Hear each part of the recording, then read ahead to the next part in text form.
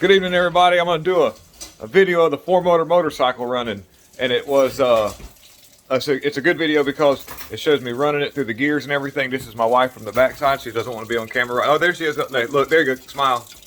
Oh God, don't get I got me you. right up. Got you. You're gonna have to let me see that before you post that. What? It's going on there. It's a wrap. This is a one take. This is a one take cut. I'll do a little explanation about the thing, and what it is it's got 4 8-horsepower Briggs & Stratton motors. It has a 5-speed transmission that I made out of a Honda ATC 200S 3-wheeler motor. I modified the lower unit, or the crankshaft. I've just done away with the connecting rod and the piston and all that fancy stuff, and kind of rebalanced the crank with a bolt, a few little doodads, just a few little tricks, and made that my final drive. And I can get about 70 miles per hour on the governors, and I'm not revving the motors to death. That's on governor, so the motors aren't even really revving up that high. I've got it all set up with and it's made. The front half's a Yamaha Virago, the back half is a GSXR, and the bottom part of the frame is out from underneath a mobile home. I use a shock absorber. If you look really close on one of the videos as I drive up the road, you can get a little shot on the right hand corner of the shock absorber. That shock absorber is actually modified so that I can accept all 4 cables coming out of the carburetor to actuate all 4 carburetors in unison.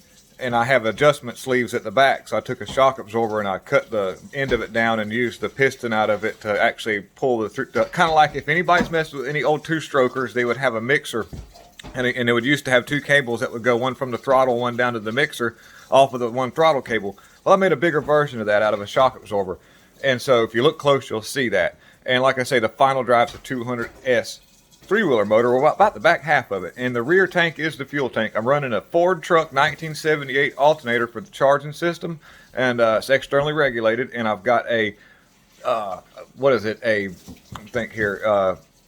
Nissan or a little Toyota Radley fuel pump that kind of pumps the fuel to all 4 carburetors. And to crank it, I didn't get a video of it cranking. Just usually what I have to do is it takes 2 people to start it.